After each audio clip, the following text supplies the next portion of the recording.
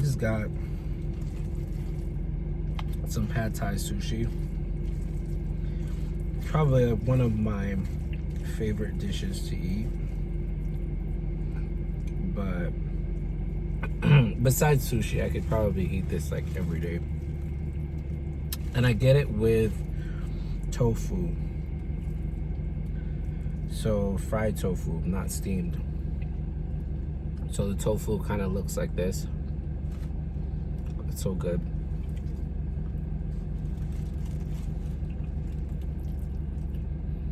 But last 5 years, oh my gosh. So much has happened in the last 5 years. So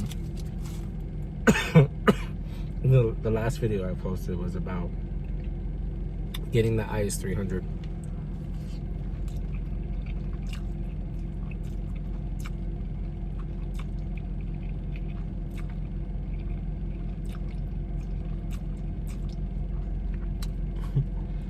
That was a lot. But I still have it. It has been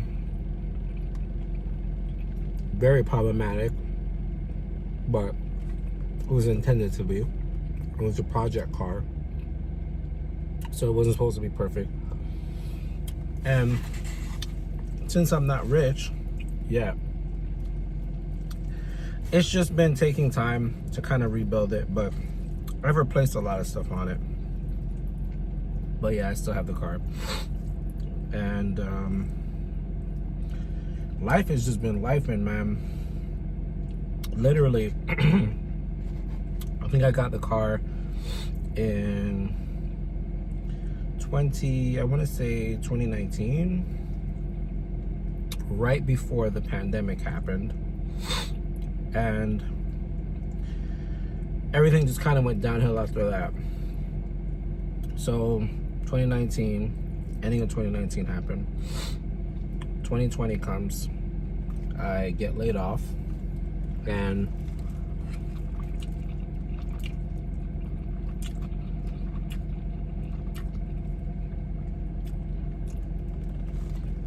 I was unemployed probably for about 2 years. No, a year and a half. And I literally chilled. But because of that, and I think like most of us, well, you know what that sounds like. Pause. I think like most of us, well, 2020 has kind of put us like on a journey, like we're making us realize what life really, like we're missing, things that are really going on in our lives that we need to address, and how much like the 9 to 5 was just not cutting it, and how hybrid schedule or out of office schedule was like so good. Because as you know, once that happened, we all kind of went into this remote schedule, and it was great. So long story short, 2020 happened. I moved out of my apartment. I practically started losing everything one by one. It was like wearing moldavite.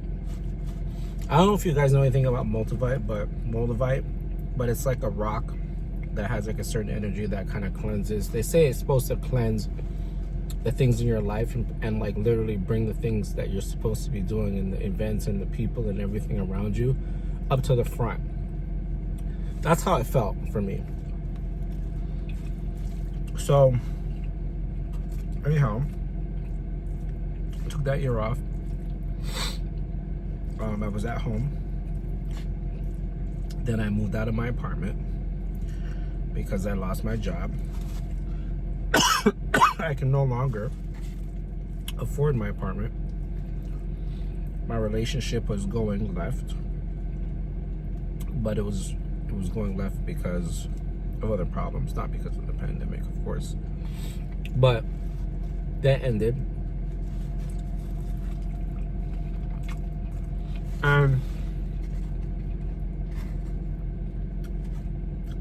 moved into my mom's house.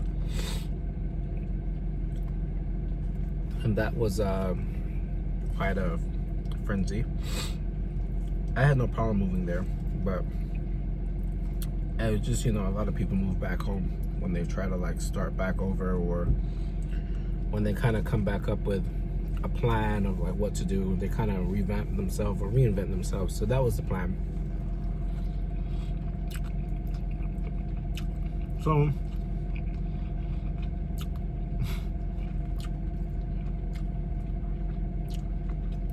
damn, that was a long piece of noodle. So during that journey, it was probably one of the hardest things in my life, because I realized so much about myself and so much about the people around me. It was a hard time, but it was a time that I realized that so much of things in my life that I thought were okay weren't. And that goes without saying. I think a lot of us felt like that. But the past 5 years, I've been battling depression, because, once you start realizing certain things in your life, there's this little hint of like, damn, like all this shit was going on for so long and I had like no idea. I didn't have a clue.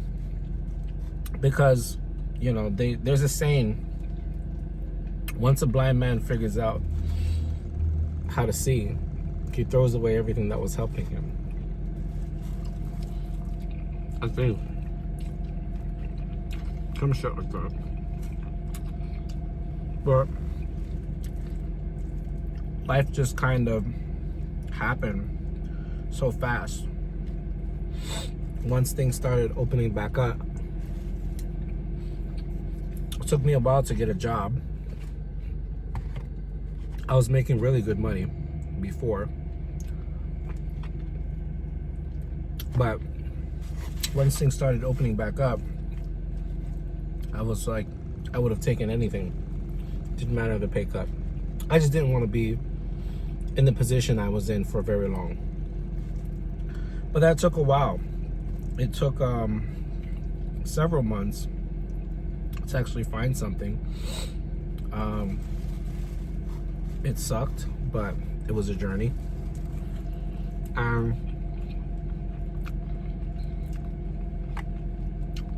Well, I picked up a few habits because of it. I did a lot of recreational things, I would say. But for the most part, I wouldn't say that I found myself. I would say that I recognized a lot of the things in myself that I wasn't recognizing before, and I was really proud that that time had like happened. I'm really happy that it had happened to me, because had those events not happened, I would not be the person I am today. So since then, I have to tell you a story. Like 2021, 2022, started working, and I met this guy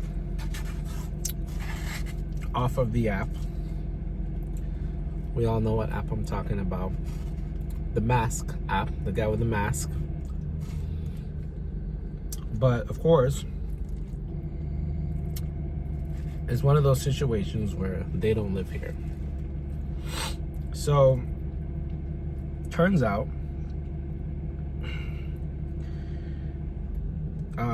he wasn't meant to be here. When I say that, he basically was just supposed to be here for, let's say, the summer, just to work, or like a few months just to work, and then go on to his destination.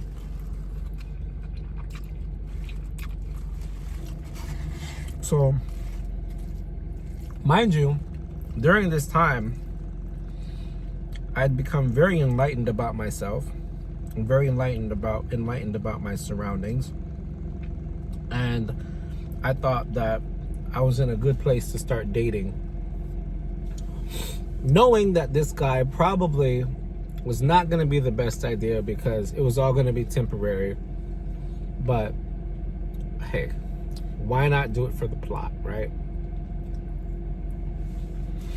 So I met him. We connected instantly. I remember the first night we met. We went to this restaurant in Deerfield. And I remember looking over to him in the passenger seat, and I was like, oh yeah, like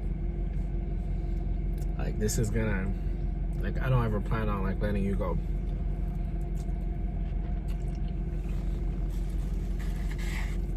Because a lot of us, especially in my community, a lot of us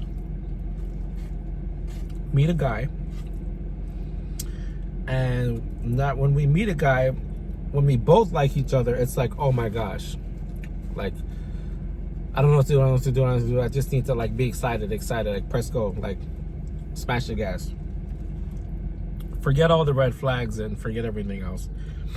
But he told me, he was like, hey, he's like, I'm supposed to be going to Australia.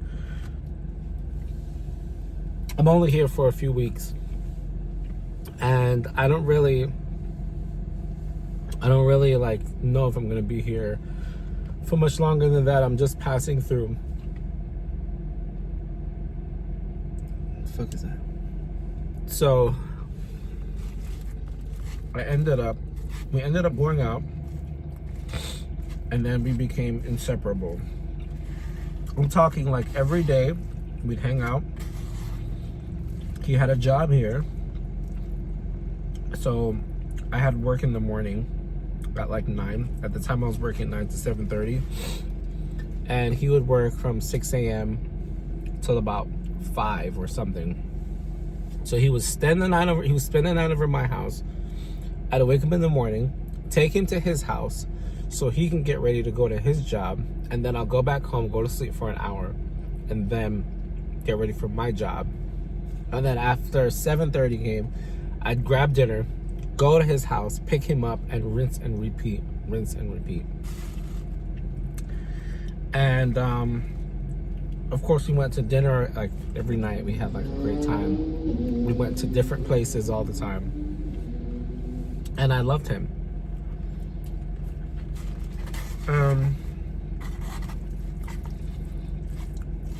Hindsight,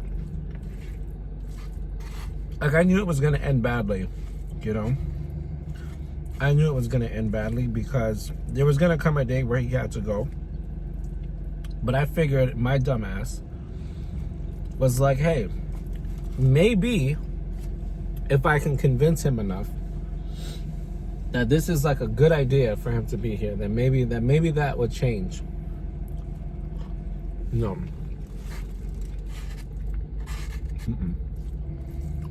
That was not the smartest thing on my behalf at all. But I never connected with somebody the way that I connected with him. And I know that sounds so cliche, and it sounds so like annoying to hear it, but it was my truth. I liked the way that he had talked. I liked the way that he carried himself. I liked the way how he handled me. I liked the way how he just was in general, and we had a lot in common. So there was a lot of wins. But in the back of my mind, I just knew there's gonna come a day where one of us are gonna be sad. And it did. And he ended up having to make the decision whether he go to Australia or he stays here. And the time was coming down to the wire, where it was approaching, I think, 3 months or 4 months. Summer was approaching over.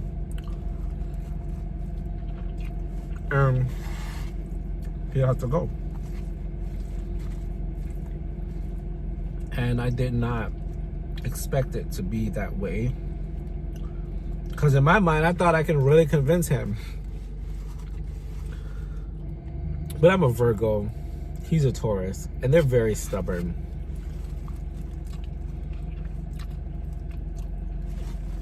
They're extremely stubborn. I love them, you know, but they're extremely stubborn. And at the time, I didn't know how to let go of something that I wanted so bad. I didn't want to believe that that was possible, that I can let it go. I figured, like, damn, like, what other options are there? Like, can I come with you? And that wasn't a good idea. So that mentally probably fucked me up, because I think that was like, I'm 33, and I think the only time I really felt love, like I really experienced love, I think one time when I was like 24. I want to say 24. And then the second time was then. I think I must have been, I lied. I want to say when I was 23. When I was 23, I experienced love for the first time, and I didn't know how to handle it, and I messed that up big time. And I regret that, but it's a part of learning and growing up. But this second time, I was like, damn, like, okay, I got this. Like, I learned from the last time. We didn't learn. And I think it's because a lot of it has to do with when you're an adult, and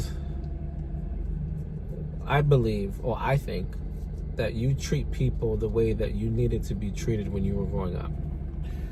So a lot of people like to call me like the Rottweiler partner, the Rottweiler friend, because like I'm very vigilant, I'm very protective, I'm very loving. And it comes off like damn, bitch, like, you ain't, are you okay? Like, but really and truly, like, yeah, I'm okay, but like, I'm just not accustomed to like meshing well with the things that like I really want. And when I say that to say, like, I'm not accustomed to getting those kind of things that I want, those qualities in a person. And for me growing up, like, I needed those qualities as a person. I needed those qualities growing up. I needed them. So now that I'm older, I treat people the way that I want those qualities. So it can really be a big pill to swallow, because you coming into the picture, you don't know, those things that I've gone through. So like for me,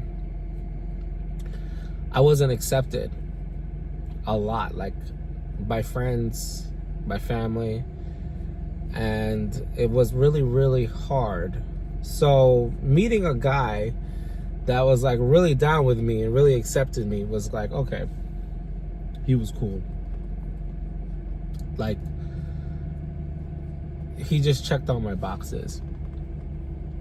And I did the number one thing you shouldn't do, is you make that person kind of like your home. And I knew it started getting bad, because even when we would have arguments, I would just be like, I would do anything I can to just make it like stop. Just simply because I was scared of it just ending badly. And that's how I knew personally that like things were going downhill. Because the minute that you start submitting your will that way, I think that's when you really start losing yourself completely. And I think he really needed somebody that wasn't going to mold to him. He liked, and I don't think it's just him, I think most people like it when you don't mold yourself to them, when you actually allow yourself to be a person outside of the relationship. And for me, I am a Virgo, so I basically mutate, I adapt. into my environment. And when I see something that I genuinely like, I tend to adapt to that environment. I've been working on becoming different, but I'm naturally I'm a product of my environment. So if I'm in that environment, chances are I'm going to adapt to it, because if it makes you happy, that is what I want to do. But that also stems from something toxic, because growing up, all the things that I did, I feel like were never accepted, even in my inner friends and my family. And it was because of a lot of reasons. It was because of me being gay. And I feel like my family really did not know how to handle the situation, and they didn't handle it well. So for me, I always had to make an identity based off them that will appease them and other people around me, just because I didn't want to lose them. So you could guess, I literally started to make that trait where every time I meet someone that I really liked, I would make sure that I wasn't myself. God, just hearing me say that out loud is like crushing me. But yeah, so I really set myself up with that one. I really did. There could have been anything that he would have said and I would have done it, because I loved him. I loved everything about him, and I wanted him to stay here with me, because I felt like when I was beside him, I could achieve anything, not knowing that that was going to be our downfall later on. Because it felt like, what if he hadn't been there? How would I have stood up on my own? When it really wasn't about that too much in my mind, because I was standing on my own without him, of course. But man, did I throw so many wrenches into that relationship, because I felt like sometimes I was testing it to make sure that he really loved me.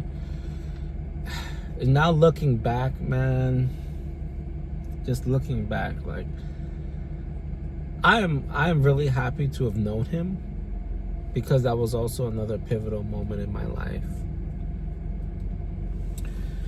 And that relationship taught me about, being afraid of losing people versus losing yourself. And for me at the time, it was about being afraid of losing people versus losing myself. And now I'm the opposite. I'm more afraid of losing myself than I am of losing people, especially people that just are malicious. The malicious intent people I no longer have room for, family included. And I think I really, really was damaged. And I think as I got older, I felt like I was gaslighted a lot through all of that trauma, simply because I wanted the acceptance from those same people. And it never happened. So I constantly was looking for acceptance in everything. And it was bad. It was really bad. So within those 5 years, I have learned so much. And I think that the only time that you can change is if something changes. Nothing changes if nothing changes. So the minute I started to realize things about those relationships that went bad, then I just felt like I could start to walk on water. I started to view myself differently. I started to value myself. I started to realize that those people around me were not protecting me. They were protecting themselves. And when I say that, not accepting me because I'm gay, and then making me feel that way because I'm gay, doing things and saying things, outing me. I got outed by friends. I got outed by a sibling because of friends. And I'm not trying to be like, oh, woe is me. But as you get older, you realize certain things. And you realize that certain things that you may have laughed about probably were like, they're really bad. Like, those were some really bad things that happened. So for me, now that I'm 33, I'm able to differentiate, and I feel like many people probably experience this earlier in life, some later in life, but I'm glad to have experienced it at all. But life is a big joke. And because we're all gonna die at some point. So like, what did those people gain? You know, I always wonder, like, what did you gain out of that? Out of treating me that way? But yeah. 5 years. 5 years have gone by, and a lot has changed. A lot of good has come out of the bad, and I've been able to like control my depression, control my anxiety, and I think also I've been able to kind of guide myself even more, listen to my inner self even more, protecting my inner man more. So I'm not ashamed. I'm not ashamed of the things that I've been through. I'm not ashamed of the problems that I've contributed to. I take accountability for those things. So, you know, I just want to point that out. That life is just different now, but different better. Yeah. Different better.